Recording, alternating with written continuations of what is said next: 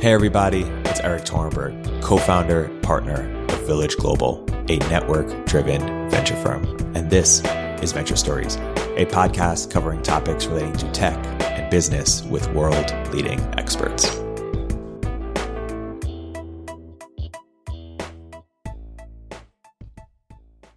Hey everybody, welcome to another episode of Village Global Venture Stories. I'm here today joined by a very special guest, Bruno Maçães. Bruno is the author of History Has Begun.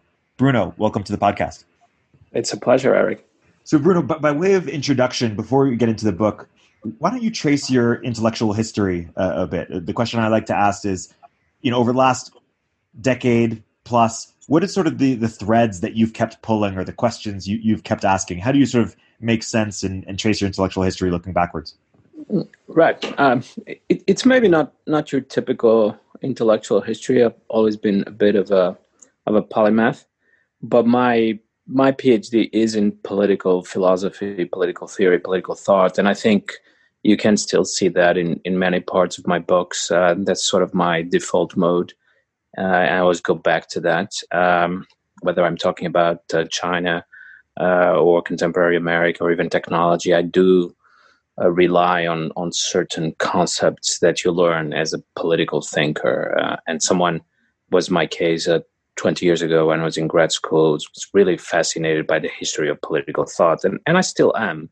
I don't read that much days, but I still am fascinated by, those intellectual giants like Hobbes, Machiavelli, Plato, Aristotle, the liberal thinkers. And I acquired a certain way of looking at history that I think is different from people who deal with political or cultural history.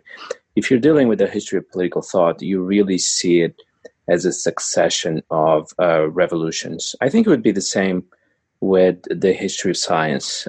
So the idea that you really have these paradigm shifts, it's very clear in the history of science, but perhaps even clearer in the history of political thought. Before Thomas Hobbes, people thought about politics in a completely different way. And so I think that you can see that in my work. I'm always very attracted by how things change, how novelty is introduced in the world, how the past suddenly becomes unintelligible, actually, and you enter a completely different paradigm. Let's make it a bit more concrete. So how does someone with the frameworks that you've learned look at, because you brought up China in your book on it, say China differently than someone who has approached it more casually and less academically? Right. So I think that sort of my intellectual history, where I come from originally, does play a role, but it's not the only factor. I've also been quite interested in the idea that you should inject your theoretical reflections with a lot of on-the-ground experience. And by that, I don't mean, political experience or experience in an international organization. I mean really going into daily life in a certain country and trying to immerse yourself in it. Look around, try to see how things are different, and then build your concepts on top of that and try to build your theories on top of that. So that's something I did in my first book very deliberately. So when I turned to China, I think my background in political thought does teach me that probably we're going to find a completely different universe in China, different ways of thinking, different political civilization that has been built from the ground up. And then I also like to, in a way, by disorienting oneself, by getting rid of the assumptions that you have if you're coming from a Western country and looking at China. And that I did a lot, particularly in my first book, through traveling. I went on a 6-month journey through Central Asia, Russia, China, so that you can, in a way, eliminate these assumptions, these presuppositions that everyone always has, and start to look at things in a fresher, more natural way, as if you're starting anew and you're starting to think anew without presuppositions. So I think those two elements are important. Don't assume that this political world is the same as the West, and then try to experience it from the ground up, not from the offices of a think tank, not from the university, this sometimes may come across as slightly arrogant from an intellectual point of view, but I think it's just the way it is. I don't understand how someone who has spent his or her whole life in a think tank or a university can write a book about China or Africa, or even in a way a book about America, although that would be easy if you're in an office in America and watching American television. But it just seems to me almost inconceivable, because essentially you'll end up writing a book about university departments. That's what you know. Yeah. That's how you react to things. How can someone write about political ambition where the only political ambition you've ever been exposed to is the ambition to chair a university department? It just doesn't work that way. So I feel very strongly about that as well. And it's obviously the reason I ended up not pursuing an academic career, because I thought it would not be conducive to really understanding the world as it is, which is difficult enough, but it is really impossible if you're doing it from a university or a think tank. Yeah. In your first book, The Dawn of Eurasia, were you trying to say that the distinction between Europe and Asia was sort of disappearing, or that they were converging, or talk about what you were trying to achieve in that book? Right. A number of things. It is true that I thought, and increasingly so as I started to write the book, that this distinction between Europe and Asia is much more important than people think it is. I think it's probably the critical political distinction of the last 500 years. Why?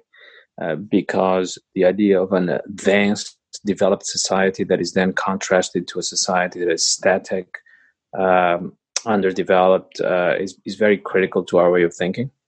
And it's very critical to people writing in the 17th, 18th century. It's very critical to people like Fukuyama, and it's very critical to economists. It really cuts across different fields and is behind many of the theories that we just assume are correct.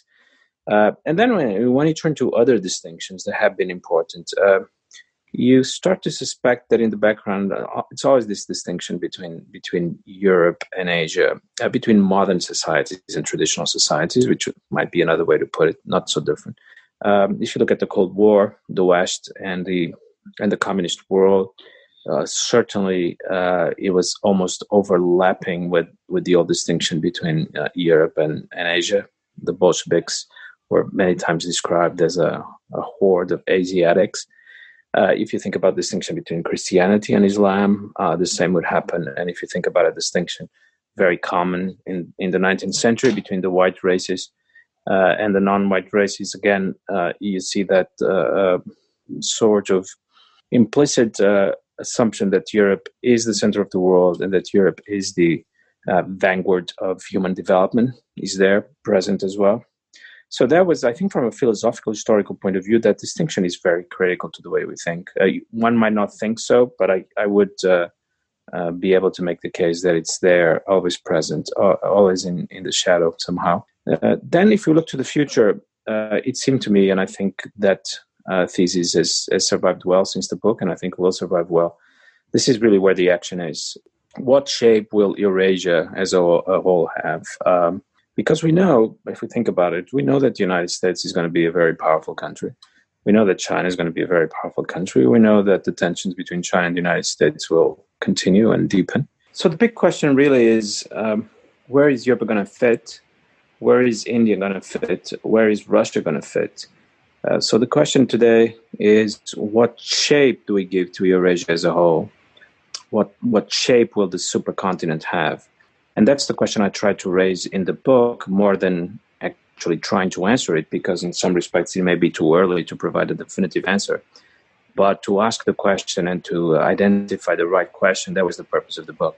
Totally. And when you look back, you also wrote a book on China in 2018. When you look back, it's 2 years. Is there anything you've changed your mind on as a result of just thinking about it more, or just because the facts on the ground have changed related to those books, or sort of softened on, or not really? I just wrote a new preface for the paperback edition that is coming next month, and essentially I went back to some of the main theses in that book, and I think they have been, to a considerable extent, confirmed by events since then. What the book essentially argued was that China and the Belt and Road Initiative is essentially trying to provide a new political and economic order for the globe as a whole. The Belt and Road Initiative is not an infrastructure project. It's a project having to do with the global order, the global political and economic order. And I think that's been more and more evident in the past 2 years. It's become more evident, I think, almost now the mainstream view that China is interested in overturning the existing order, and that China is actually interested in infusing the new political order with its own values. In a way, replicating what the United States did 100, 120 years ago. I think that view is now quite common, but it wasn't 2 years ago. And the book made that point very explicitly. Actually, the subtitle of the book was A Chinese World Order, that the Belt and Road is essentially a Chinese world order. What do you think people misunderstand about China, or what China is doing, or don't fully appreciate, or where do they get China wrong? I think there's sort of understandable reaction, which is to think that the world that we have today is the world we're always going to have. There's a real skepticism about China's abilities and China's power, China's economic dynamism. I think it's one of those cases where you really need to have experienced it firsthand, to have lived in China for 1, 2, 3, preferably even more years, and then you realize that what's happening there is very significant from a historical point of view, and that China is no longer imitating, copying, is no longer appropriating intellectual property from the West, or not doing only that. It's still doing some of that, but it's doing much more, and that the country has the fundamentals of political order, that the country is organized in a certain way, that there's a common purpose, and that there's a level of legitimacy, political legitimacy, that the regime provides, which is there. And so if you live in China, you really have to take what is happening there very seriously. Now, whether you agree or disagree, most people, I think, most Europeans, most Americans will be troubled and anxious about those values that China is projecting. But that's a different question from the question of whether what is happening there is important, and whether China is in fact as powerful and as dynamic as I argue in the book. We shouldn't confuse the two questions. One can argue that, yes, China really has created an economy that works, that is competitive, and has a political regime that delivers a number of public goods. And now one can disagree about the values that are being pursued by the regime, but that's a different question. Are you sympathetic with, or do you resonate with Peter Zeihan's sort of description of China's prospects, which he seems is very, gloomy? He says there's sort of dozens of different ways that they're going to implode, and if the U.S. pulls out, there's really no hope for them. Right. So I haven't read his books, and don't interpret this in any way as dismissive of his work. It's just that I read relatively little these days, focus on writing, and you get too distracted if you're reading too much. So I essentially read what is necessary for the projects I have, but not too much outside of it. But I'm familiar with his views, and it seems to me I'm a bit suspicious of this idea that you keep predicting China's collapse for next year, and you do it over a period of 10 or 15 years. It doesn't seem to me to be what social science should be about. And the argument is never very clear about exactly what is being argued. To some extent, it seems to me that the idea is, because China is very different from America, and because we know America has the best economy in the world, and China, by definition, doesn't have that, and then it must be about to collapse. The argument doesn't seem to me more sophisticated than that, I'm sorry to say. So we have to dig deeper, and in many cases, the information, the data is not accessible. In other cases, the Chinese economy just works on such a different basis. I keep hearing, for example, about how the numbers of GDP growth are falsified. That's not really the point. The question is not whether the numbers are falsified, and I actually don't think they are. The question is that even the numbers mean something completely different in China. I think someone who's made this point quite well is Michael Pett, is at the Carnegie Tsinghua Center in Beijing. GDP numbers in China are not an output of the economic system. They are an input of the political system. So one can be skeptical about how much of those numbers correspond to economic value being created. But the idea that those numbers represent the same that they represent in the West, and therefore they must be falsified because it's not possible to keep the numbers that high for for a period of decades, just reveals it's a striking example of how people are not really aware of how the Chinese economy works in a completely different way. And one could give you other examples about, for example, the possibility of a financial crisis. That's not really the point or the threat that Chinese authorities are worried with, because state control over the Chinese economy is, of course, of a different magnitude and different kind from what it is in the West. Totally. Let's get into the book. History has begun. It's hard not to hear that title and then think of Fukuyama's End of History. Talk about what you were trying to do there. Talk about how you see Fukuyama, where you see Fukuyama's sort of misunderstood or underappreciated. Well, I think Fukuyama wrote a very successful book, but there isn't anything particularly new in the book if you're coming, as I am, from the point of view of the history of political thought. Because, as Fukuyama himself recognizes, his ideas were defended in essentially the same form by people before him, particularly Alexander Kojève, writing in the 40s, in the 50s, in the 60s.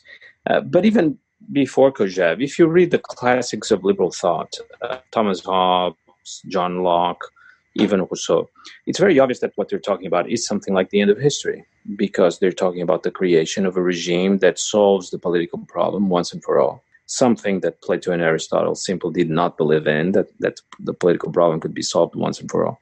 And that once the political problem is solved once and for all, if it's solved in one country, then the other countries will slower or faster in other cases adopt the same solution. So what Fukuyama is talking about with kind of the language of the 90s is in fact part of the liberal tradition. So when we were talking about Fukuyama, whether he was right or wrong, we are making a much more fundamental judgment about whether modern liberalism is right or wrong, that one can solve the political problem, and whether this solution can become universal, which is something that, of course, John Locke, Thomas Hobbes also believed in. Now, in my book, I'm trying to argue that this problem has been reopened, that it's not very clear that the liberal solution is the final solution anymore, and it's not very clear whether it can become a universal solution. There are different ways to think about this, and I think the two main ones are, well, first of all, is this solution universal? And this is where the question of China becomes central. Is China moving towards a liberal society? And of course, I think, I haven't read Fukuyama recently, but I think his answer in the book is very clear that there's no other way, there's no other possibility, that a society, if it wants to be a functional society, has to be a functional society along the lines of a liberal Western-style political society. There simply is no other solution. And if you try another solution, you'll end up with a society that is underdeveloped, that is static, and that eventually will have no way to compete with the Western-style liberal democracies. So that's one part of the solution, whether China becomes a liberal society of that kind. And then the other side of the question is a liberal society truly a final response to the political problem? And that's the question of whether the United States, in particular, seen as the vanguard of liberalism and modern liberalism, whether it's satisfied with that solution or whether it's looking for a new solution and a different one. So there are two ways to look at this, two main ways to look at this, to look at the Fukuyama question, let us say. One, is China becoming like the West? And the second, is the West going to be the West forever? And those correspond essentially to my last two books. The book on China tries to answer the first question, and the book on America tries to answer the second question. What are your answers? Let's get into them. Right. So my answers predictably are that, China is not going to become like the West. And one can talk about why not. But, fundamentally, the solution that one has adopted in the West is rather circumscribed historically and culturally. It comes from a tradition in the West modern societies in the West are transformations of what was there before. And so when you try to create a modern society in China, you're trying to transform what was there before. In the case of the West, it was Christianity, let us say. In the case of China, it's the Confucian tradition.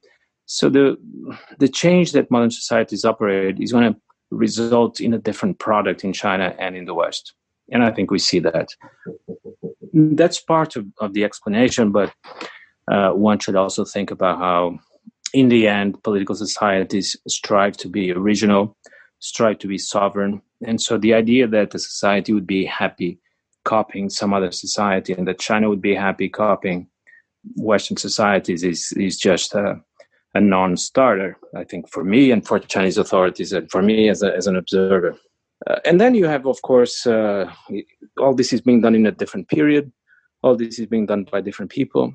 So it just defies the imagination that you would end up with the same results in China that you ended up in America 100 years ago, and that the two societies would essentially be the same. Once you think about it in these terms, I think you realize that all that is just very implausible, and that it's very difficult to believe in that kind of narrative.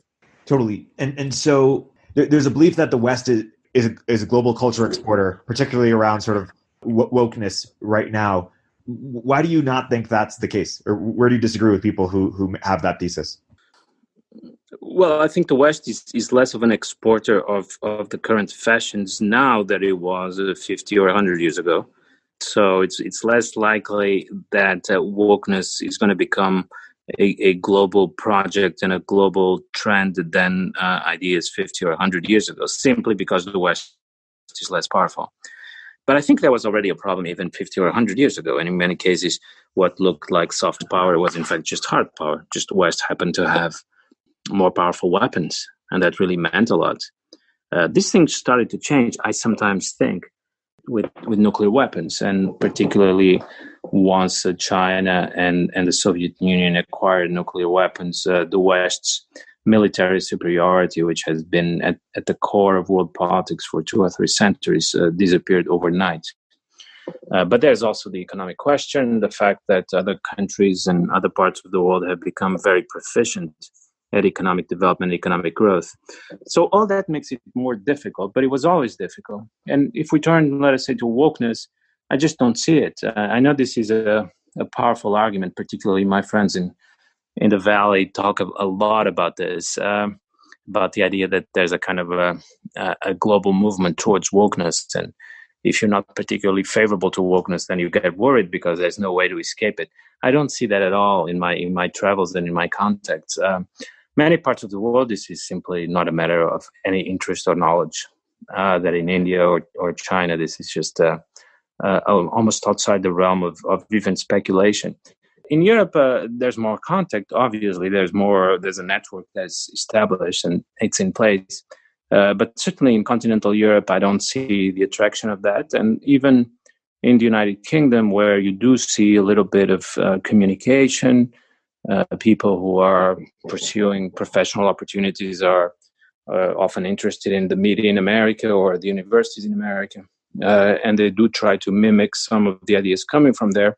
But even in the United Kingdom, if you actually talk to, let us say, the leaders of Black Lives Matter, they may share the name, which in some cases is a matter of convenience, but their tradition is different. They go back to reflections about the British Empire, reflections about the question of race in British history, reflections about immigration in the United Kingdom today, which is very different from the immigration experience in the US, even in terms of the racial composition. And so it's an entirely different debate, and nothing is being imported, and nothing is being adopted, nothing is being copied in Europe, nothing that comes from the US. Do cultural figures like LeBron James or the NBA or organizations that are, Nike, that are sort of, signing Colin Kaepernick and stuff like that, like, do they not have global influence on culture and, aspire, millions of people to follow sort of the views of those people? To some extent, obviously these are global figures. We'll have some figures coming from the East soon enough. We already do.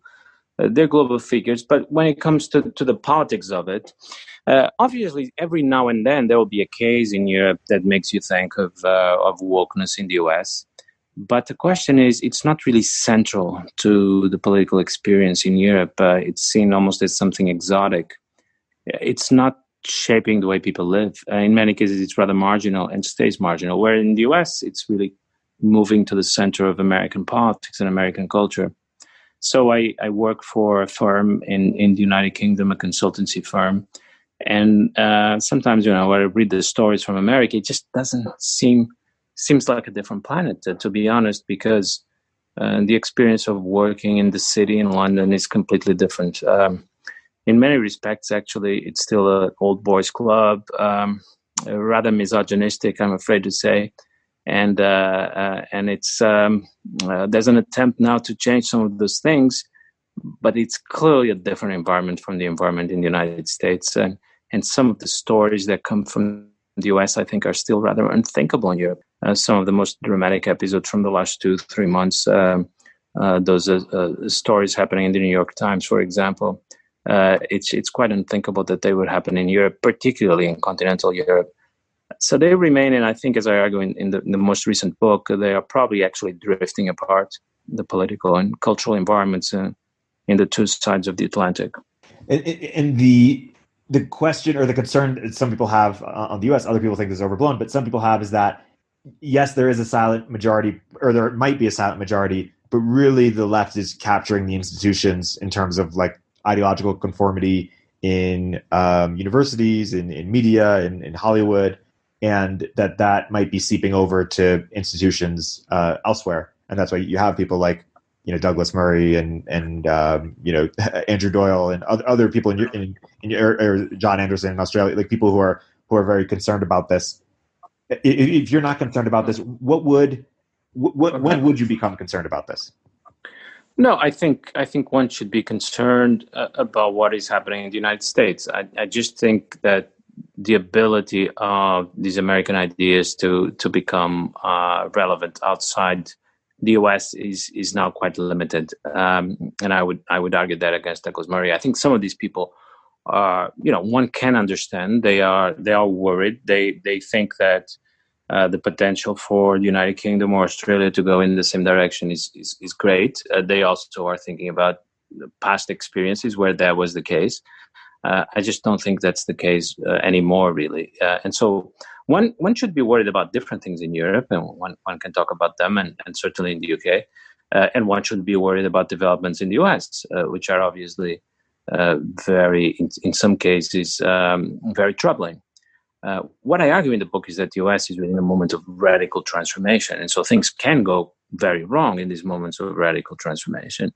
Now, about the sort of the imperial reach of ideas on the left, I am slightly more skeptical, because even though I think some of the things that are happening, let us say, in the New York Times and other media outlets are quite horrendous in terms of how limiting and limited the outlook has become, how really conventional the thinking has become, to the point where there was this story that happened in the New Yorker. I think it was the New Yorker very recently, where a piece, I think, by Jill Lepore of Harvard about police brutality included this unbelievable statistic that 2/3 of young people reaching emergency units in hospitals were there because of police violence. And the fact that no one in the New Yorker was able to detect that this simply was unthinkable. And that certainly there were many other causes for young people to go to an emergency unit in a hospital, from traffic accidents to drug overdoses to violence, but not from police. So the fact that no one at the New Yorker was able to detect that there was something fishy about this just reveals how many of these ideas are now completely impervious to criticism. Now, I think one should bear in mind that this is perhaps a problem limited to certain institutions that are ossifying. And I don't quite see in America the danger that this is going to become a state regime. apply to everyone. After all, there still are conservative media in the US, and there are many different kinds of media outlets. And perhaps what will happen, I think is already happened, is that outlets like the New York Times will lose influence. Because also this dogmatism and homogeneity ends up seeping into simply the quality of the journalism that you're making. And I don't think it's a coincidence that at the time when the New York Times has become so ideological and so dogmatic, it's also a time where you start to see an unusual number of corrections, editorial corrections, and really juvenile mistakes, columns that are corrected 3 times in one day. If you're concerned about ideology, then you're necessarily not doing your job right, because you don't even have the bandwidth to do that. So perhaps what is happening is just some institutions are being replaced by others, and that's fine. In fact, perhaps the problem was that one assumed that some of these institutions were forever, had been around forever, and would last forever. So I don't see it as a dramatic threat to freedom in America. It may just be the case that some institutions will be replaced by others, and that this process of ossification is just limited to certain places of American society, and is not really a threat to American society as a whole. Certainly not now necessarily, or not tomorrow. But the question is, if there is sort of this like total ideological conformity or on sort of K through 12 in the university system, what does this mean 10 years from now, 15 years from now, when they're all, running these media institutions? Well, looking from the outside, I think what is necessary is for people who are unhappy about this to also have the entrepreneurship and creativity and boldness to help create new institutions. And it's certainly the case. I agree with those people, and I've seen this from inside, that the universities in the US are in a deep existential crisis. That just don't work anymore. They don't do what they're supposed to do. The research is terrible. 98% of the papers being produced are not downloaded a single time. And one has to wonder how so much money and so much effort is being spent to produce so little in terms of knowledge, in terms of debate, in terms of reflection, which should be the role of a university. But now the response to this certainly has to be about reforming the system. And some people think, well, one needs to create new, better universities. And other people, I tend to agree with the latter, would probably think, well, maybe this is one of those moments in history where we're actually going to have a much more radical transformation.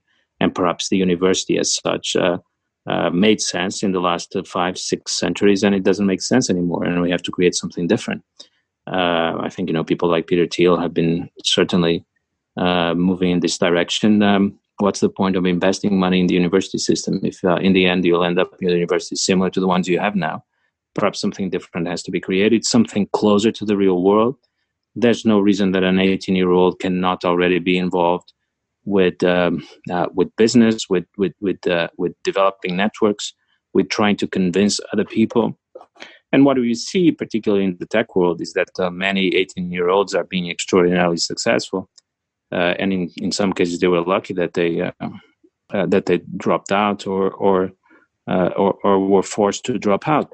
But so this should be an indication that one has to create new institutions, because it's obvious that some of these very young people still need a kind of a framework and still need a kind of an institutional framework to be successful. And perhaps the ones that were successful without it are exceptions. Many others would need a framework, but the framework has to be different, has to be new. We have to be revolutionary about these things.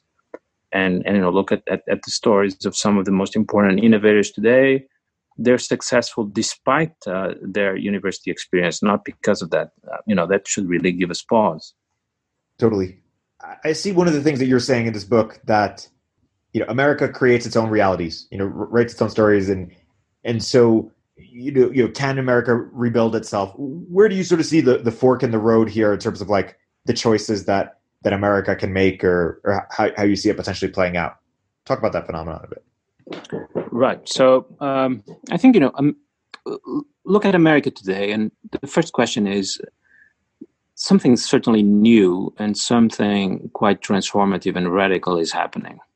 Things that were considered impossible 5 years ago now happen almost on a daily basis, right? And, obviously one example is Donald Trump's election. There are many others, but obviously this is an example. If you want to convince someone that what's happening in America is unusual from a historical point of view, he really should not have been elected, and he was. So what's happening in America is new. Now the question is it a process of decline, collapse, disaggregation, or is it a process of creation and renewal and rebirth? I think that's the first question one has to ask. And in the book, I answer that it is a process of renewal and rebirth. In part because I actually think there's a certain coherence to what is happening in America today, that it's not just chaos and disorder. That what is happening is a response to a specific problem in the history of politics and political thought, and it's a response to the flaws with the liberal tradition and with liberal politics. So I see America as actually trying to respond to a problem and trying to improve on previous solutions. It's almost a process of creative destruction or almost technological innovation. The previous platform didn't work, and one tries to create a better one. And the problem was, in my view, that liberal societies tend to neutralize human experience. In a liberal society, let us say of the European kind today, it's not possible to have any intensely felt or extreme experiences. And those experiences actually are the experiences that give meaning to human life. So it's not possible to be deeply and piously religious anymore. It's not possible to have a kind of unbridled ambition that one reads about in history books or in Shakespeare plays. It's not possible to transform the world through technology. And all those things are being conveyed to young people, that all these things are impossible. Now, there's a reason why they're impossible, because they're very dangerous. They're very dangerous stuff.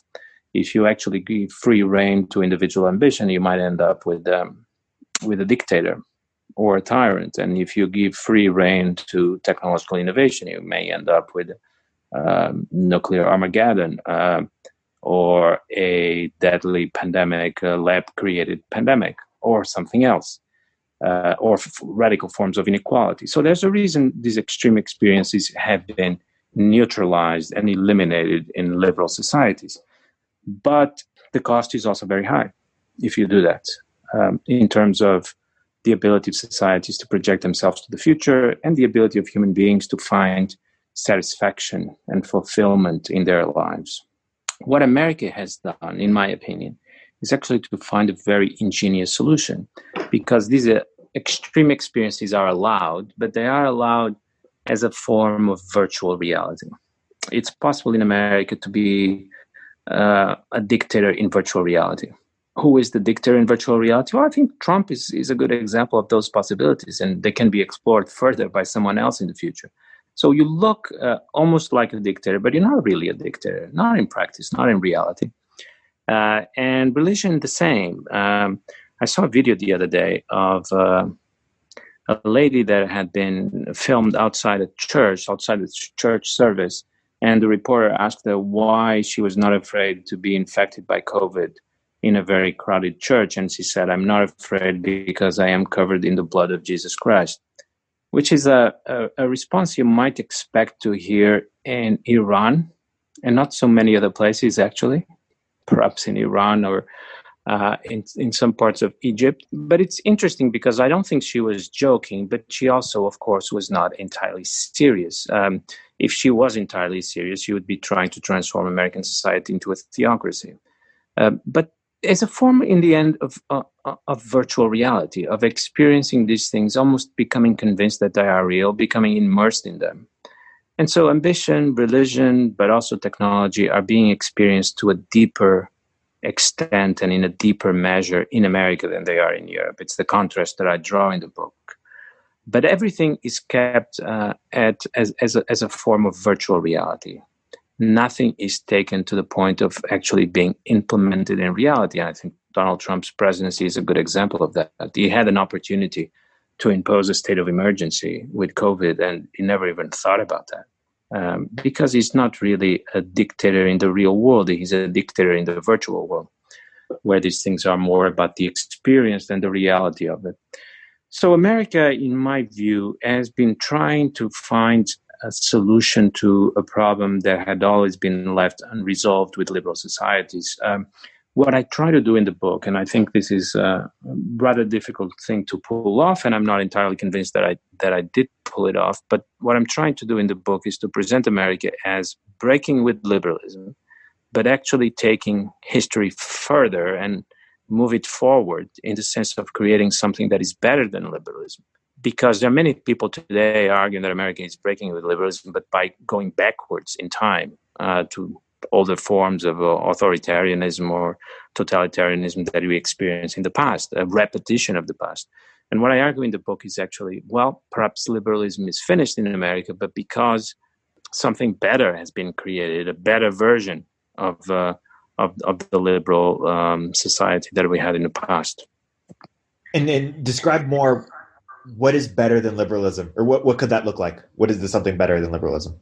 A society where there is more room to experiment with different possibilities, where there is less homogeneity, where in some parts of America you can have people that believe in the devil and believe in angels, and in other parts of America you can have people that are trying to get to Mars, where you can have some newsrooms in America that feel like Mao's China, and you can have some cities in America like Portland and Seattle that feel like Mao's China.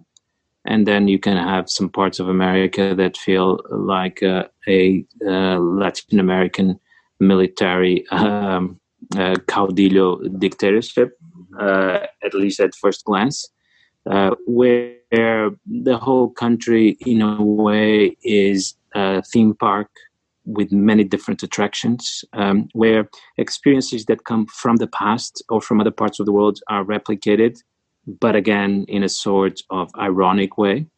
So the country starts to resemble Las Vegas, importing the Eiffel Tower and the Cairo pyramids and everything else. Some people remarked recently that part of what is happening in America just feels like the Paris Commune of 1870 or the Cultural Revolution in China. But this is a rather remarkable society that is able to do this. And it does offer, if this was understood better and if this was embraced better, rather than criticized as dystopian or dysfunctional, then the possibilities would be endless. And one could live in America and have access to a range of experience that is really not possible anywhere else.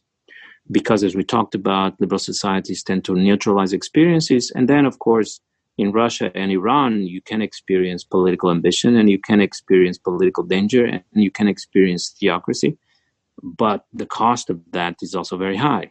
And no one likes to actually be living the real thing, but everyone likes to experience the simulation of it. I see American society as offering us the simulation of everything, potentially the simulation of everything. And I don't think it's actually a coincidence.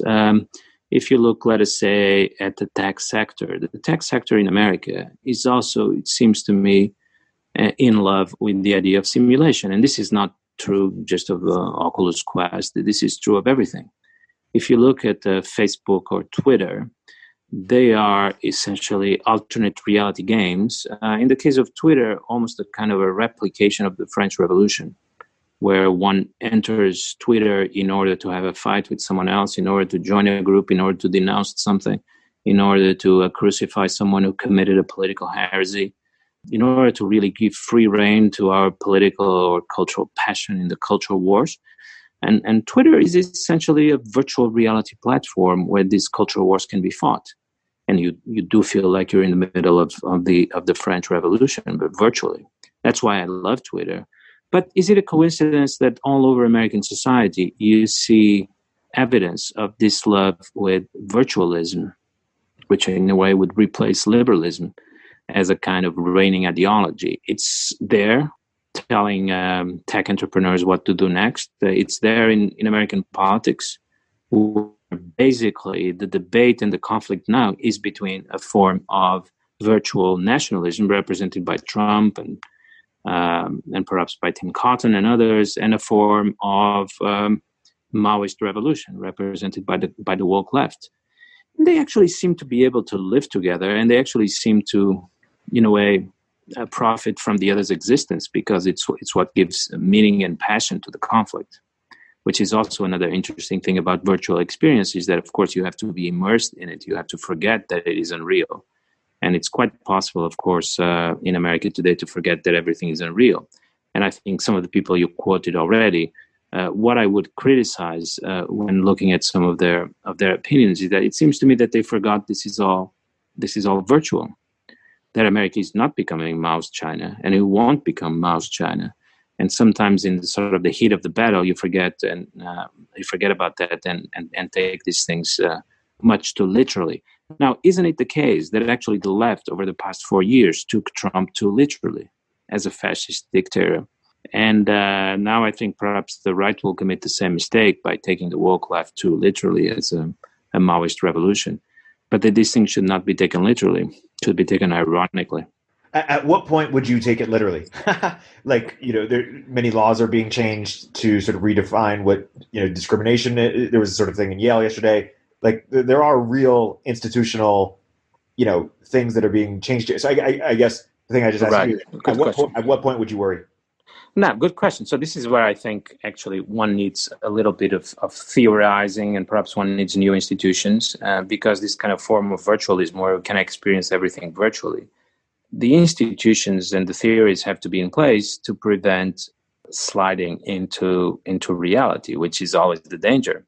I think we've seen many movies where the characters are inside a video game and then they find no way to get out of it, right? I remember good numbers of movies that I've seen where essentially this is the plot line.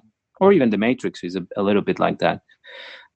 So you have to have a way to disconnect the game. You have to have a kill switch. I think the importance of the kill switch, this is really what you're asking about.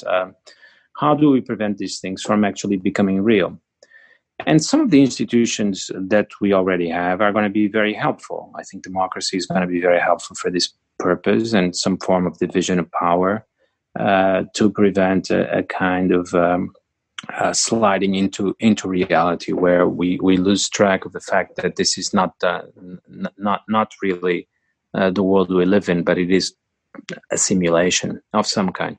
And other institutions may have to be created. I think the work is only beginning. We need to create the appropriate institutions for this kind of new society, which is no longer a liberal society.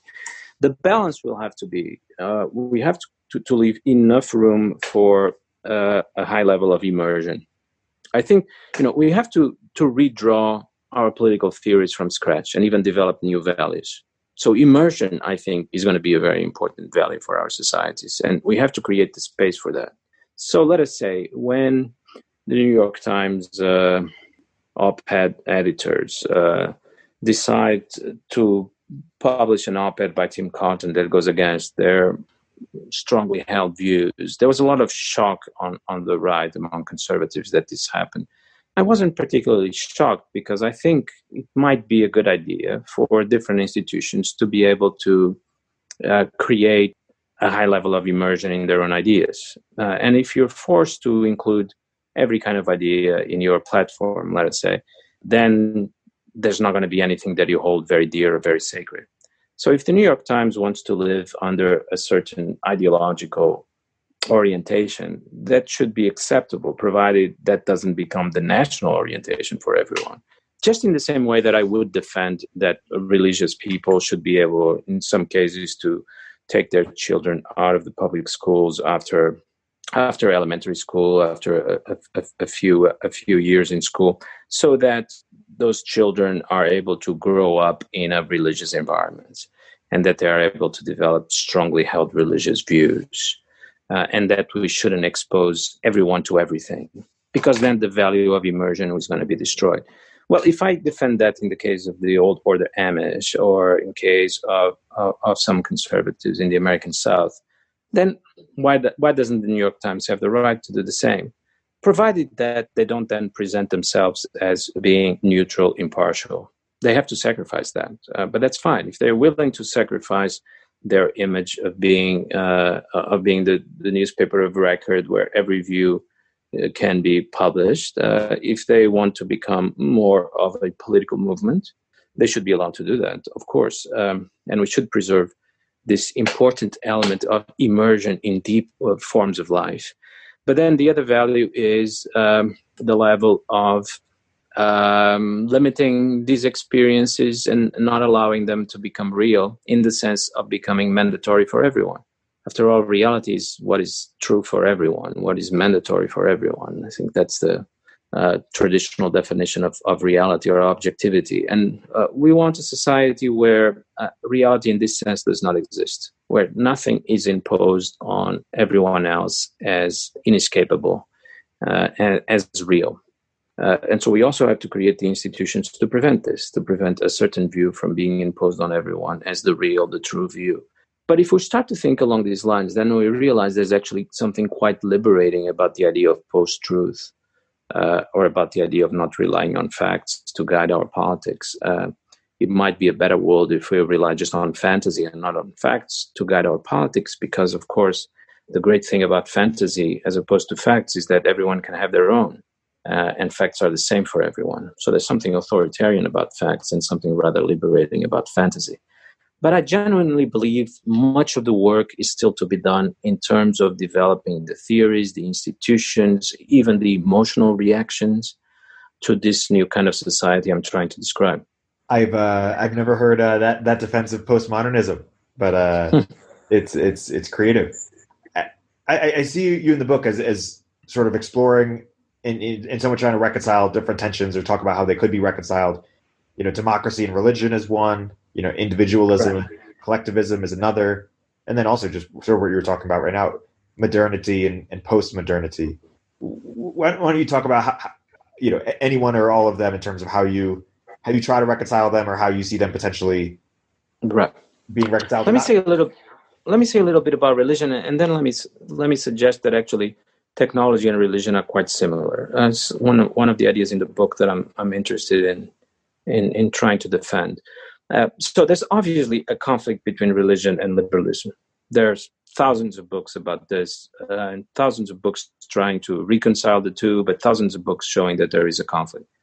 Because if you want to create a liberal society where individual freedom is the most important value, you're necessarily suspicious of religion, because religion, at least the way it was interpreted and the way it is still mostly interpreted in Europe, is about divine revelation.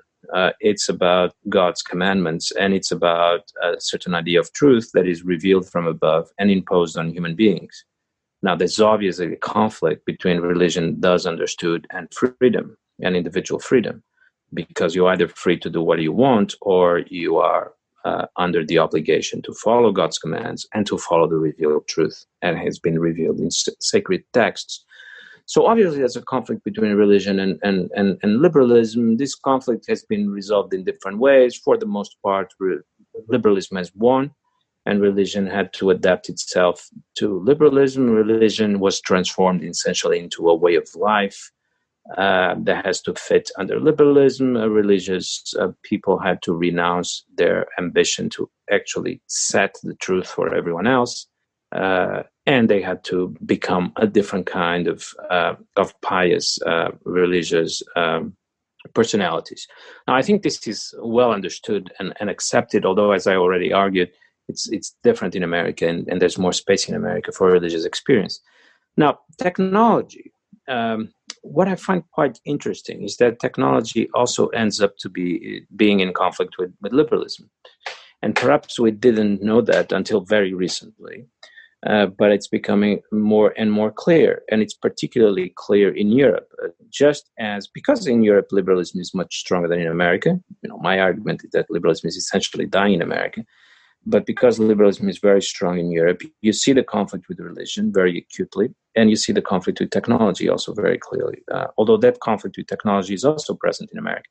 But what is the conflict? Well, liberalism is going to be concerned with individual freedom, and is going to be concerned with the possibility that technology is going to limit individual freedom. Image recognition, AI, that they will perhaps create new forms of power that are incompatible with liberalism and with individual freedom. An argument not that different from the argument in the case of religion. Or perhaps technology is going to create radical forms of inequality, which are a threat to freedom, because they will create a class of billionaires, and they will create a class of companies that have access to endless amounts of data, and that they can have and new kinds of control of our lives.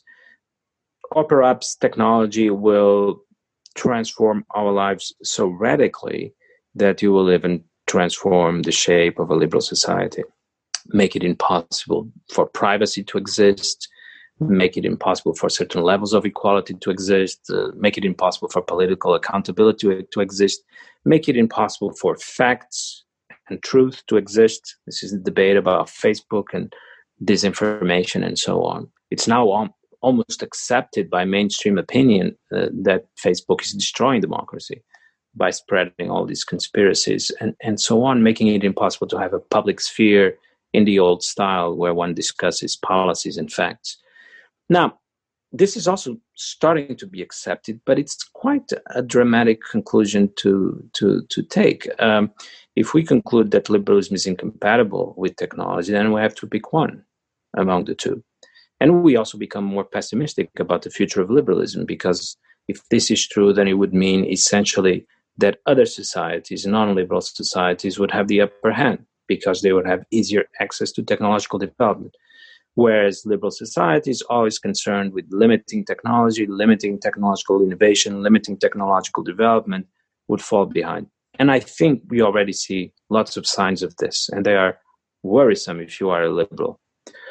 So the same conflict we saw in the case of religion is now being repeated in the case of technology. In a way, it's much more dramatic, because I guess you could have a society without religion, some level of spiritual depth, of altruism, of living in eternity rather than living in the moment. All that was a great loss, I think, when religion disappeared, particularly from European societies. But at least they could still compete with other societies. But now, if liberalism is incompatible with technology, it starts to become difficult to imagine how liberalism can actually survive. Let us say against China, that doesn't have any of those problems with technology that we've just been talking about. And then you start to suspect, when you think about what Tyler Cohen or Peter Thiel have been talking about, the idea of a great stagnation, you actually have to start wondering whether the root cause of that is not the fact that liberalism for the past 50, 60 years has really become the dominant overriding ideology. There's nothing else in our societies. And from the moment that happened, technology essentially started to stagnate. I don't think it's a coincidence. I think there's obviously a very close relationship between the two things.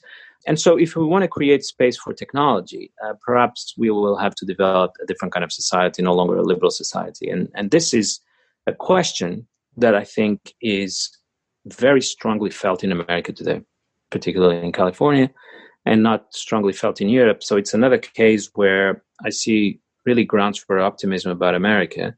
America is really struggling with this. Whereas in China, technology is accepted as a form of national greatness, but the problems with technology are not discussed. And in Europe, I think we're almost on the cusp of accepting that we're not going to have any more technological revolutions, because they are essentially, just as communist revolutions are incompatible with liberalism, I think in Europe we're almost at the point of accepting and proclaiming that technological revolutions are incompatible with liberalism as well. Peter Thiel says it's the centralizing view of technology is AI, and the decentralizing view or technology is cryptocurrency, and that there are technologies that are encouraging us towards centralization and ones that are encouraging us towards decentralization, and that this is sort of the great sort of debate or sort of battle.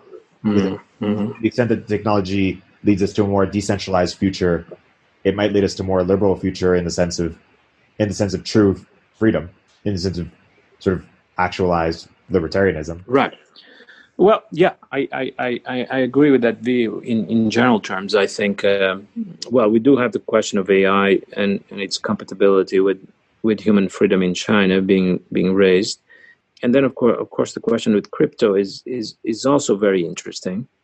I think you already see that crypto is really developing an alternative form of state, that the modern state would be replaced by something else.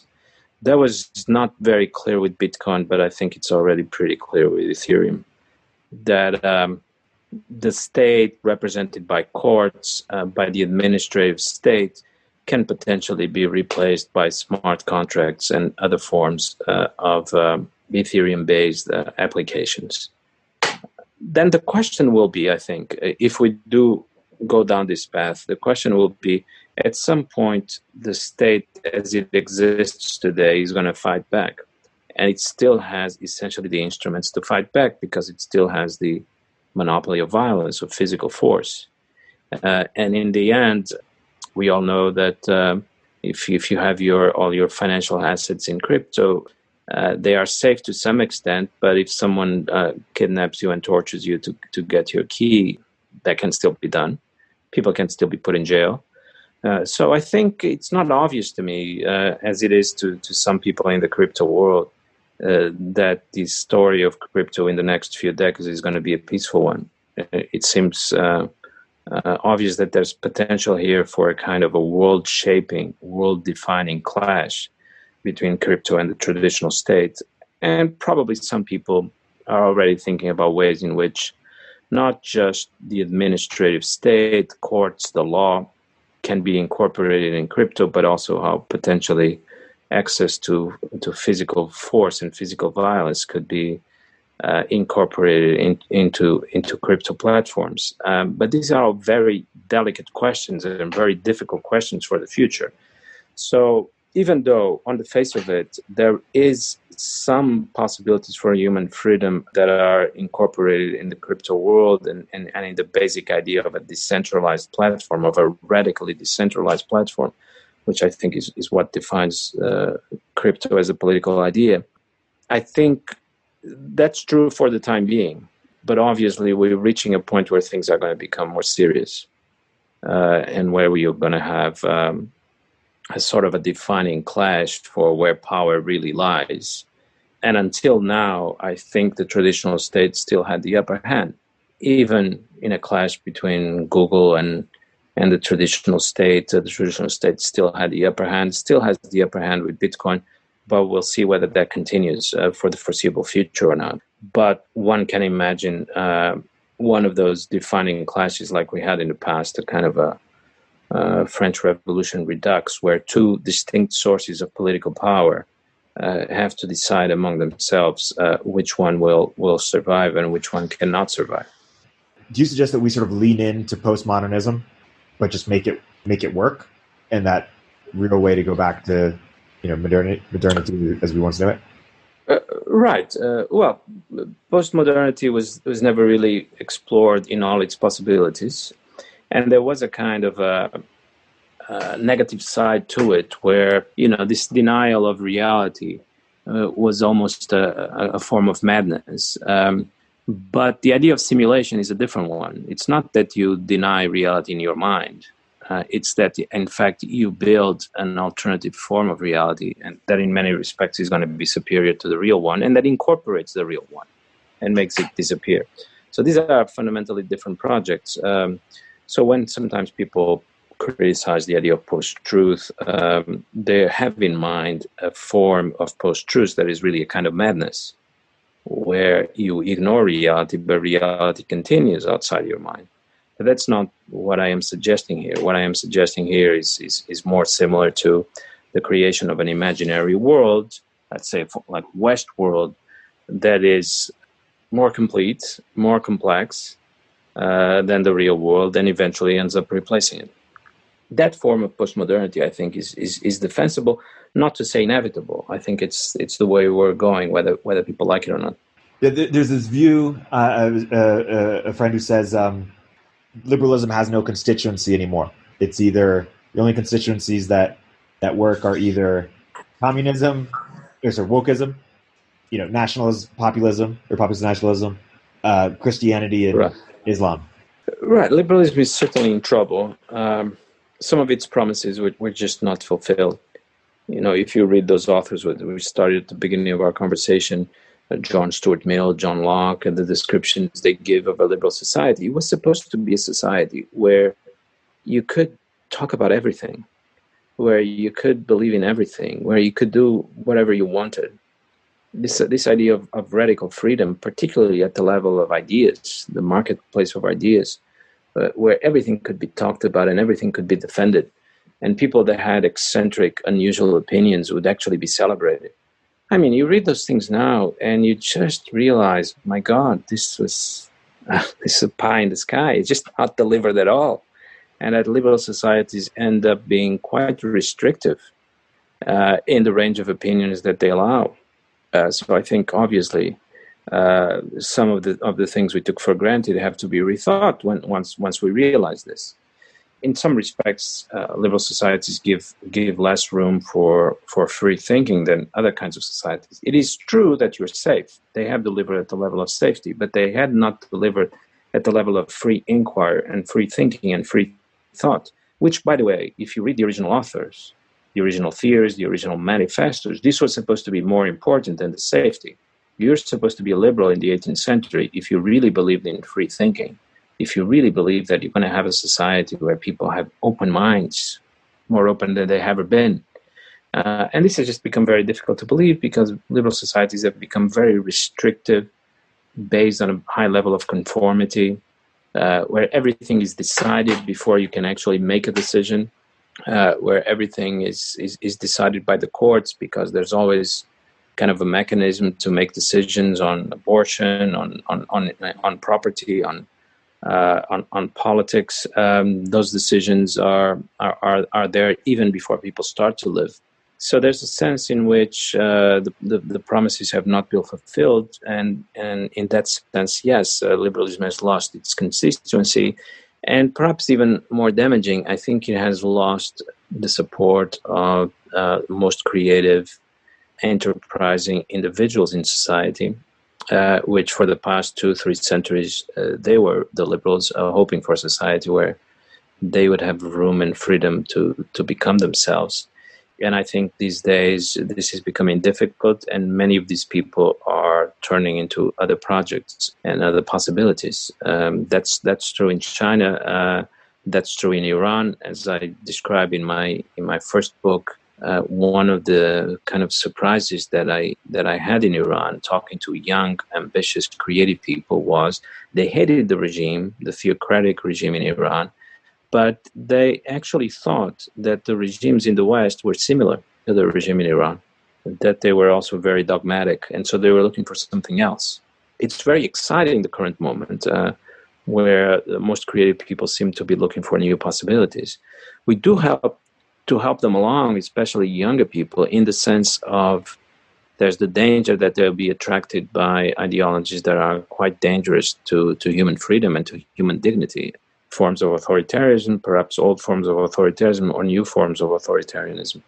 I try in the book at least to offer a different possibility, and it's not supposed to be the only one. I think we're at a moment where many different political possibilities can be explored, and we shouldn't just go for the first one that attracts us. Totally. Let's talk a little bit about Europe. Mm-hmm. You were saying earlier that there are some things to be concerned about, particularly in the UK. Elucidate or unpack what those things are. In Europe, let us start with continental Europe. I think we have to be concerned about the extent to which the current way of life in Europe can be preserved indefinitely or even for a long period. In the news this week, we have a number of examples of how political instability is now reaching the borders of Europe. We used to talk about how political instability was present on Europe's borders, and we meant Iraq, we meant Syria, which in the end are actually not that near to Europe. But now, this week in particular, we are discussing political instability in Belarus, in the city of Brest, which is just a half a kilometer, a few hundred meters from the Polish border. And we're discussing instability in the Eastern Mediterranean, in the Greek islands, in the island of Rhodes, potentially with the possibility of a military conflict between Greece and Turkey. So already inside Europe's borders, it's almost as if the siege has been tightened, and it's now really almost present inside our borders. And Europe continues to show a radical inability to face these challenges and to react to them. Doesn't have a unified foreign policy, doesn't have a unified army, continues to rely on the United States for its protection, doesn't have the ability to be respected by other actors, when it expresses displeasure about this or that, it's increasingly the case that other actors don't take this very seriously. So I am worried about this, and I think we all should be Europeans. There's a geopolitical weakness, frailty to Europe today that doesn't bode well for the future. And then second element, more cultural, less geopolitical. I think Europe is increasingly turned towards the past. And I sometimes think this image of Europe as a museum is not a bad one. I don't think Europe is a museum in the sense of existing only for the sake of tourists and its cities becoming tourist destinations, which is sometimes what you mean when you say that Europe is a museum. I think Europe is a museum in the sense that it's turned towards its own traditions and trying to create a world where the best of those traditions is present and the worst has been eliminated. So that Europe today is almost like a retrospective of the best of the European tradition of the past 500 years. There's the love of science, which was really the best of Europe's experience. And it's represented in the European Union at the highest level. A huge chunk of the European budget goes to science and research in a way that is unthinkable in the United States, that so much public money could be spent on it. Then you have cosmopolitanism and a love of different cultures, which was, of course, part of the European tradition for centuries. And it's still represented today at the highest level as well. There is a certain openness to cultural exchange, spending money on that, spending money sending our students abroad within Europe, but also outside Europe, establishing links with other parts of the world. Then you have the element of technocratic governance. This was also part of the European tradition, even before democracy. The idea of enlightened despotism, having experts at the highest level of government. And it's still very much represented by the European Union, where technocracy rules, and in some respects has a higher legitimacy to rule than even democracy. So you have this interesting situation where the best of the European past has been preserved, at the same time as the worst demons of the European past, totalitarianism, racism, and so on, are discarded. And they are discarded in the European Union as well, as forms of nationalism, protectionism. So you could think about the European Union as a museum in the sense that you collect the best art pieces and you discard the worst, put them in storage or discard them entirely, right?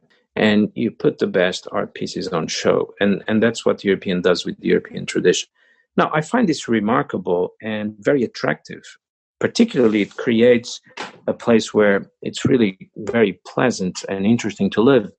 But in a world where every other society is turned aggressively towards the future, exploring other possibilities and exploring other worlds and exploring the technology through which these new worlds can be created, I think it's an untenable position for Europe to remain like this because the societies that are turned towards the past end up losing ground and being overcome sooner or later. So the situation in Europe today is not so different from, let us say, Austria in the first half of the 19th century. A very nice place to live. Perhaps everyone with means and with a brain would have loved to live in Vienna in the first half of the 19th century. But everyone already sensed that the Habsburg Empire was condemned to disappear because it was simply unable to create new possibilities. And other states in Europe, Prussia, France, Great Britain, were turned towards the future. So I worried about this in Europe. I worry about the possibilities that the way of life we have now, admirable as it is, I worry that it can't be preserved over the long run unless we introduce a new spirit of adventure and innovation. The United Kingdom, I think, is not in a fundamentally different situation. I think of the United Kingdom as being still part of the European world, and I don't think Brexit is going to change that. How do you make sense of the immigration challenges in Europe and the opportunities, and how do you think it plays out? I don't, as opposed to many conservatives in the UK or the US, I don't think this is a threat. I think it would actually be an opportunity where you're just talking about a society that is more attuned to the movement of history and to the creation of something new could benefit from having high levels of immigration. I think some of the dynamism in European society is coming from immigrants. I fear that those times are over. Every European society is becoming more closed to immigration, more suspicious of it, more suspicious of the immigrant communities inside its own societies. So I have a different view. I don't see it as a threat at all. I am disappointed when I see this argument that European societies are losing their identity through immigration. I never see it as a threat to the European way of life. On the contrary, in a city like Brussels, where I lived for a couple of years, I don't see that the immigrants in Brussels are a threat in any way. I just wish that Belgians, let us say, the white population in Brussels, sometimes not just Belgian, because people come from all over Europe to live and work in the European institutions. I wish they would be more aware of the immigrant communities, visiting the immigrant neighborhoods that are very segregated, and that would make for a better society in Belgium, but also in other parts of Europe. The UK, in this respect, is better, more connected to its immigrant communities and benefiting more from it. But no, I don't take seriously the idea that this is the biggest threat to Europe. Again, I think the biggest threats are power coming from outside its borders. It could be Russia, could be Turkey, could be China. I think China is really the biggest threat to Europe's survival as a sovereign entity, and its own cultural conservatism. And if anything, I think immigration could shake up things in terms of this cultural conservatism that has become too rigid. Totally. Talk about how the U.S. election affects all this. The 2020 election, about Biden versus Trump. How do the outcomes, sort of change what we've been talking about, whether it relates to America, whether it relates to Europe, whether it relates to China? How do you see it playing out? Right. I think the paradox about this election that has been noted by many people is that we could all agree that America is in the grip of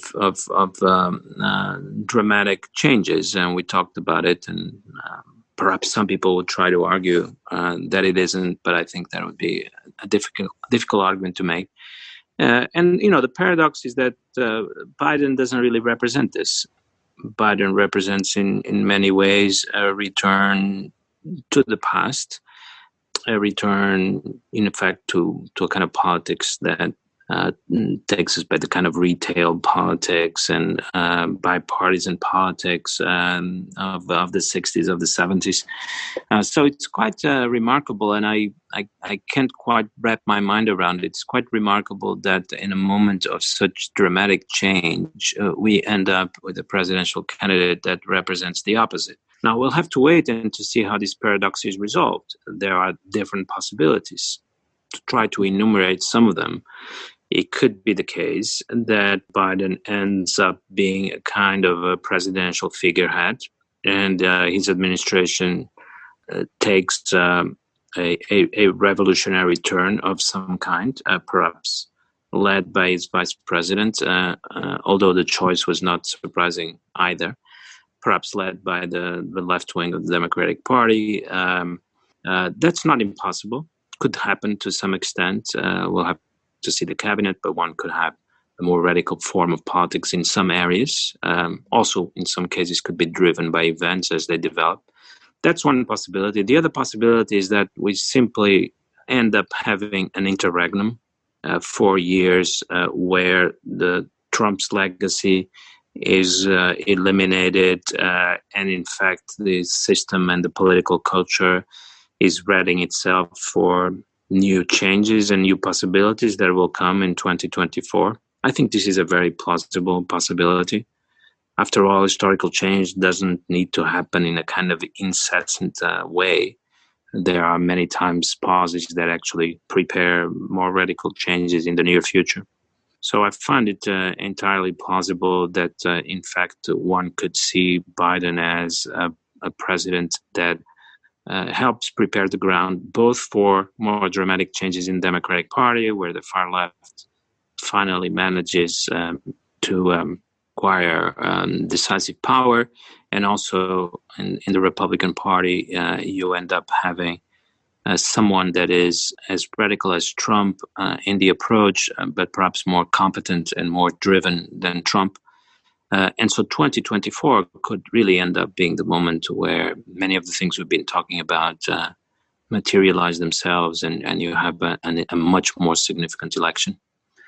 There may be other possibilities beyond these two, but for the time being, I think the interesting thing really is that we ended up with a candidate that doesn't seem to represent the historical moment as it's obvious to all of us today. Do you find the parallels to Nixon and just the sort of that time period compelling? Is there a silent majority anymore? How do you think about it? I'm kind of assuming, I just realized that in my previous answer, I'm kind of assuming that Biden will win because there was a third possibility of how the revolutionary moment would be preserved, which would be for Trump to win. And then truly would have a revolutionary moment, because I think a second term of Trump would be much more agitated than the first. That's obvious. So that's a third possibility that it didn't even occur to me, because I'm so convinced that Biden will win. But remember that he will win because of COVID. Fundamentally, I think. So even though 1968 could offer some possibilities for Trump, and if he ends up winning. We've seen last week and a couple of weeks ago some people predicting that Trump still has about 30% chance of winning, which is not bad, and in particular 30% chance at a time where his odds are certainly going to improve a little bit because COVID will continue to improve. It's been improving for a couple of weeks already. Number of cases and number of deaths, and where the economy could also recover. So 30% right now is not that bad. And if Trump ends up winning, I would give it less than a 30% chance. But if he ends up winning, it would certainly be because of the law and order question. Because right now, it seems obvious that what is being represented in the mainstream media is not what is happening in American cities. There's a growth in the crime statistics, and there's a level of public disorder. There's a number of businesses that have suffered from that, and small businesses that have suffered from that. And these things are certainly being talked about by regular people and on social media. And so we may certainly be underplaying the role that this will end up playing. That many people might look at the two candidates and they will have to ask the question, well, on the one hand, these elements of public disorder happen under a Trump presidency, but on the other hand, do we really trust Biden and do we really trust the left establishment of the party and of American media to solve these problems? And I wrote a piece recently arguing that actually probably the median voter would incline to think that even though Trump was not very effective at preventing these developments, that Biden would be worse. And that's certainly possible. That's certainly a possibility that they'll could end up deciding the election. It's very difficult in America today to make these judgments because there's such a distance between what is being represented in the media, particularly the large media organizations, and what is happening on the ground. So we may all be deceived to some extent about public feeling and public sentiment around many of these issues. Totally. What are the other sort of turning points that you foresee in the next couple years, or the things that you're really looking forward to? Is like what's something that's going to help you answer some of your questions going forward? Yeah, that's a great question. Well, I'm fundamentally interested and kind of can't wait to see how some of the changes we've been talking about are going to continue either under a Biden presidency. And I'm looking forward to seeing so many of the people that thought all these changes were due to Trump coming slowly to the realization that they're not, and that they're more structural, about America's role in the world, about China's rise, about a certain distance between Europe and America, that these things were not due to Trump, but they are more fundamental. So I'll be very interested in following that very closely. Of course, China. I think China-US relation is going to be the big question for the coming years. It seems obvious that things will become more tense in all kinds of areas. The Trump administration has been quite imprudent in the way it has dealt with China. I think it has underestimated China's ability to respond. And China has not responded quickly, but it will eventually respond, because certainly the majority view in Beijing is that the US is making it impossible for China to continue to rise and to grow.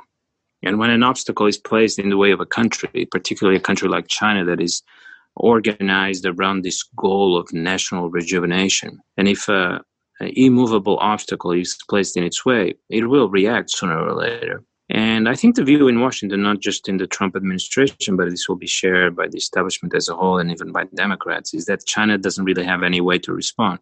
And this both underestimates China's powers, but also, I think, misjudges and misreads the situation, because China does not have to respond in a symmetric way.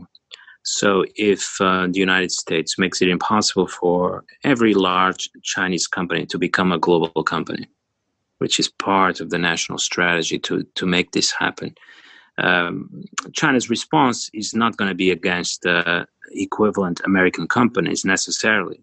China's response could take place in a completely different area. It could take place in the military area, in the South China Sea, or in Taiwan. They will want to respond, but they don't necessarily want to respond with the same kind of move that they see coming from Washington. So we're entering a very dangerous period in the relations between the two countries. I think Beijing is waiting a little bit for the election, and that's why there hasn't been any response. But if we have a Biden administration that is as committed as the Trump administration to a new kind of great power confrontation with China, there will be a response, and we'll have to see what happens. I don't think we are in a new Cold War. If by Cold War we mean an existential conflict where only one side can survive, I think we're still not there. But we could enter a Cold War. We could enter a conflict where both sides understand that they are committed to the destruction of the other, also in order to survive. What do you think, 10 years from now, the legacy of COVID will be? How will we interpret this time period? What it meant? It's entirely possible that the legacy will not be visible. I suspect that that's what happens many times in history, that a particular event ends up having consequences, but the consequences are later in history books and historical perception attributed to something else, or attributed to the movement of history itself. And the connection, the causal link with the event is lost, because the causal link is never as easy to see as, let us say, in a movie or in a story, in a novel. So it's possible, let us say, I suspect if I had to pick one consequence of COVID, it would have to be a renewed sense of the possibilities of politics and collective power. Because I think what we learned from COVID was nothing about viruses or about the environment or about climate change. It was really about the incredible possibilities of political power and collective power. If you think about it, we put our economies on hold. We organized our societies for a period of months around one single goal, and everything else was put on hold. Everything else was put on pause. We sacrificed unimaginable amounts of economic prosperity and individual fulfillment for the sake of one single goal, which, by the way, was not even the survival of the species. This was not a threat, let us say, a giant meteorite, or an alien invasion. This was not a threat that would endanger the species, but we still did that. And that was really surprising, I think. It did not happen with the Spanish flu in 1918. Rather surprising. And if you're someone who is committed to political power, the possibilities of political power, if you are a revolutionary, you probably were fascinated and very interested in the sense that you started to think, well, if this is possible, then many things I thought were not possible are actually possible. It's interesting that the left, for so many decades, was trying to do something of this sort, and it was completely unable to do it. A virus comes along and was able to do that, was able to reorganize societies for the sake of a single purpose. So I suspect human beings, we will learn from the virus in the sense of realizing that actually it's possible to organize societies around a single goal and to bring it about, because we were able in many parts of the world to actually reduce the infections and the deaths, so that the possibilities of political power and the possibilities of collective power are much greater than we thought. Now, it's possible to say if this was done for the sake of fighting a pandemic, then it can be done in order to fight climate change, or it can be done to bring about a more equal society. It can be done to end racism. You just pick your goal. Many of them on the face of it may actually be more valuable goals than stopping a relatively controllable pandemic, in the sense that we've had worse, more deadly strains of viruses in the past. So a goal like climate change, many people would think is a more valuable one. A goal like eliminating racism, you already saw people in the United States saying that it was more important to eliminate racism than to eliminate COVID-19. And so I think the next few years, you're going to see a lot of that. You're going to see a lot of virus envy and virus imitation, virus emulation, that potentially social movements will try to replicate what was done with the lockdowns and what was done with the anti-pandemic movement. And then, as I was saying at the beginning of my answer, it's possible, let us say, if we have a period of 10, 20 years of revolutionary fervor, of collective power, of political power, maybe 100 years from now, historians won't be able to guess that the real cause was COVID-19. Maybe they will, perhaps the real cause of the French Revolution was a pandemic 20 years earlier. I haven't checked. That made people aware that it was possible to exercise power in an effective way. And it's not implausible, not impossible that it will have this kind of consequence. Now, I don't know if this will be the consequence. It seems to be the most plausible candidate for the long-term effect of COVID. I don't see anything that comes close to it. A sort of a rebirth of a revolutionary spirit. But I also suspect that it won't be so obvious, the link between those consequences and the pandemic itself. What would it take for Americans to become patriotic again? They are. I mean, they are. But is this perhaps the least patriotic July 4th Americans right. have overseen, or what would it take to sort of renew patriotism? Right. That's a good question. I think Americans are still more patriotic than Western Europeans, and you see that when you ask Americans whether they'd be willing to die for their country. You get much higher percentages in America than you get in all of Western Europe. And in fact, to find similar figures in Europe, you have to go to Turkey and some Eastern European countries that have only recently become independent over the last 3 decades. So the numbers in America for this kind of question and answer are still remarkable. But perhaps the kind of patriotism that you're talking about, where the whole country comes together, perhaps that kind of patriotism is just not going to come back, because the fragmentation and the diversity of American society is now much deeper. And, in previous answers and in this conversation, we've talked about some of those reasons, and they're not all bad. Society is trying to explore many different possibilities. And if the spectrum, the range of those possibilities has been expanded, as I think it has been dramatically in the United States, then it's difficult for society to come together under one idea. And that might not necessarily be a bad thing. But in the book, I compare American society today to a kind of giant television, where if you zap through the channels, you find the most diverse and incongruous visions, and they are held together in the same platform. But they couldn't be more different. In one channel, there's a televangelist. In the other channel, there's a porn movie. In the other channel, there's a children's show. In the other channel, a sports competition. And in a way, it's almost like American society has absorbed this television ideal, which is also present in the internet. I think the internet takes television to its final conclusion. It's also present in the internet, and it's become a model for American society. This radical diversity, this exploration of different content, and it's done in a kind of incessant way. It's never enough. You need something new all the time. So patriotism of the old kind is going to be difficult if this is the model. But in Europe, is there the same sort of anti-patriotism, or sort of like the belief that, you know, their individual country is sort of the source of all problems, in the same way that we have sort of that strain here? In Europe, it's always about the past, right? So in Europe, we talked about it already. Patriotism has been left out of the museum because whoever made the judgment, the museum curator, concluded that patriotism was not a good representative of the European tradition. Patriotism has led to wars, has led to imperial projects, has led to colonial empires.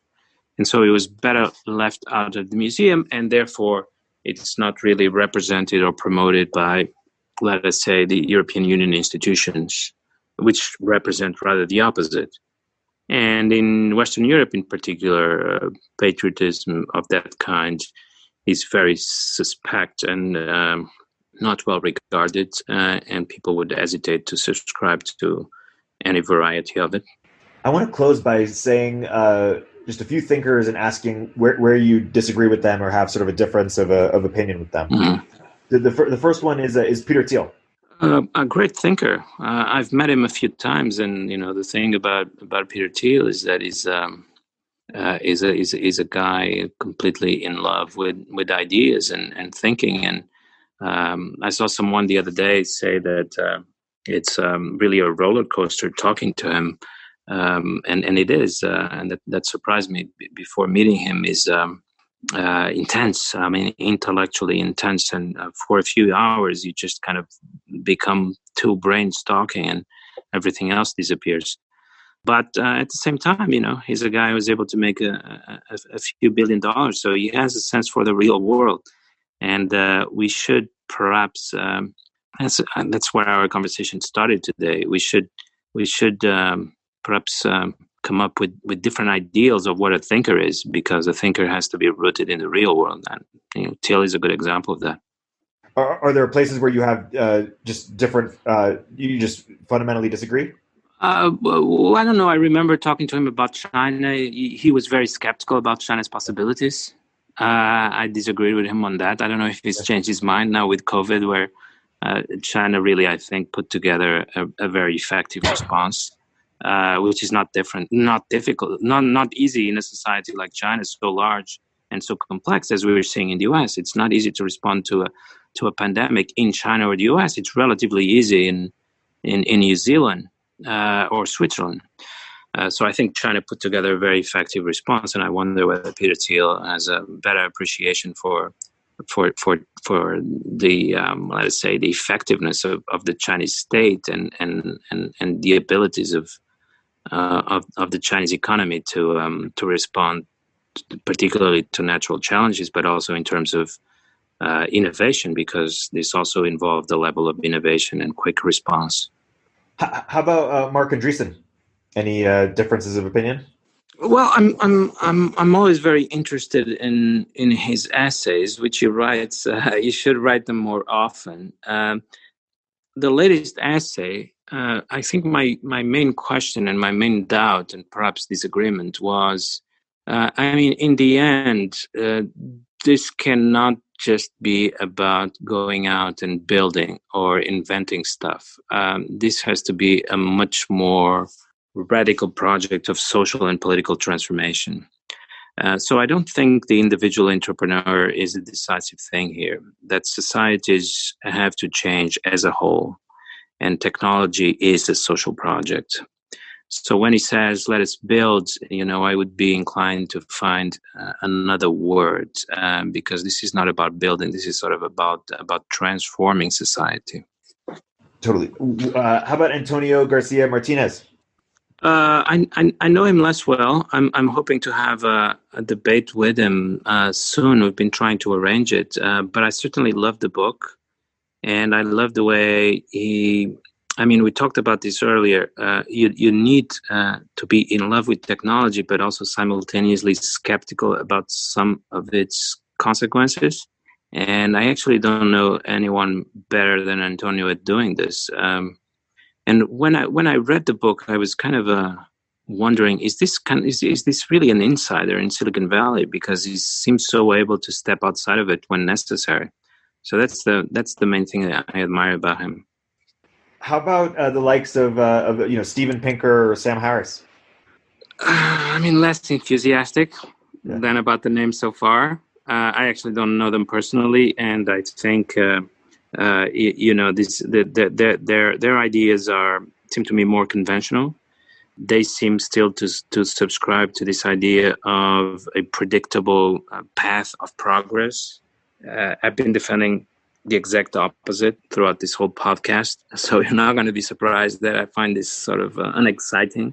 Their writings most often doesn't mean that here and there you can find something quite interesting or you can learn, but I find the general trend of their thinking and writing rather unexciting. Would you put Tyler Cowen in that bucket, or how about Tyler? Well, Tyler, the thing Tyler has that no one else has, first, he has incredible generosity of spirit. I just have never seen anyone like that, so willing to help other people succeed, and he seems genuinely happy to be able to do that. That's just so uncommon. And second, as many people have remarked, he's the ultimate polymath. He can talk intelligently about anything, everything. And anything. That's really quite remarkable, and a model in that respect. And we need people like him to provide the links between different areas of knowledge. So few economists that are able to really be fascinated and interested in culture. And I think Tyler is going to have a role when we write intellectual histories and cultural histories of our time, because there's really no one else that was able to bring together economics and culture in the way he has done since the very beginning of his career. He almost seems to have regarded this as a personal calling.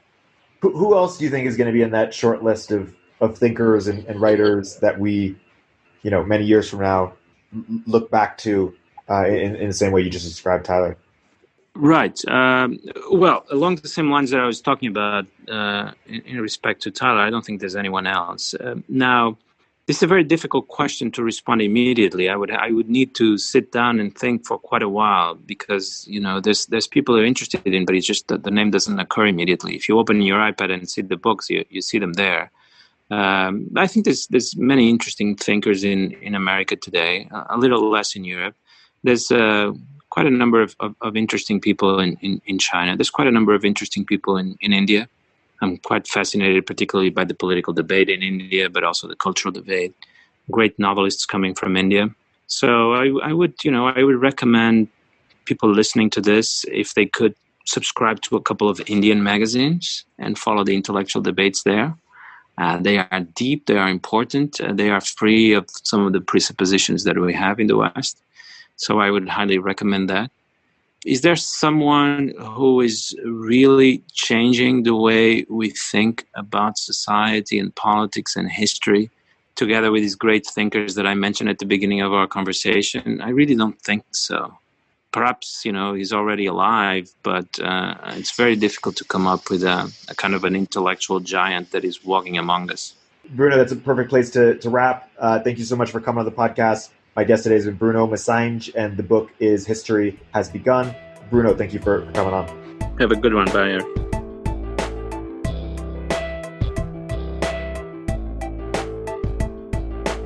If you're an early stage entrepreneur, we'd love to hear from you. Check us out at villageglobal.vc.